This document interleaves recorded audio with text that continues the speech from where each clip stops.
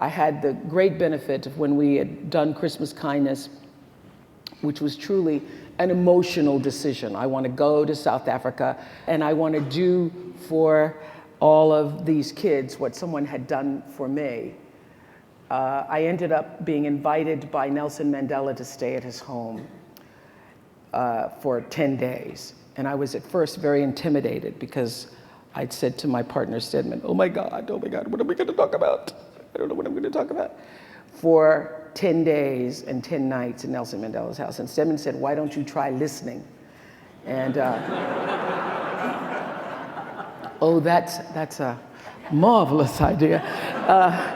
So when I was there, at the end of my visit with him, or partially halfway through the visit with him, I got comfortable sitting and being with him. And he has, obviously, the Nelson Mandela Foundation, and not afraid to ask people for money. Now, I'm not the kind of person who likes to just write checks.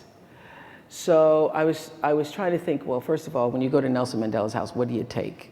You can't bring a candle. What did you take? Yeah, what do you take? Aside from a checkbook, yeah, what do you take? So I was thinking of what I wanted to do, really, was to leave something that would be of value. So when we were talking one day in a conversation, and we got to the point where we were comfortable enough to sit in silence, that's how you know you made it. You can be in a room and don't have to say anything. We were just in the room reading the newspaper and started a conversation about what was in the paper, poverty and how to change it. And I said, the only way to change poverty is through education. And one day I would like to build a school in South Africa. And he said, you want to build a school? Got up, called the Minister of Education, and by that afternoon I was in a meeting talking about building a school. So for me, education was the way in. I had thought long and hard about the mistakes that I'd made in the past. I realized that the only way to create long-term empowerment, long-term improvement and empowerment, and literally change the trajectory of somebody's life is through education.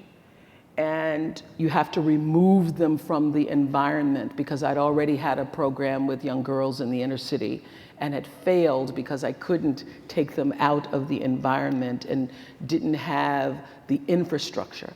So the school for me was the way in, because I knew that education, taking a child out of their village, creating an environment for them where they have aspiration and can feel the spirit of themselves. And what I know is true is that true spirituality, the real spirit of every human being, is that part of ourselves which is drawn to hope, which is drawn to hope.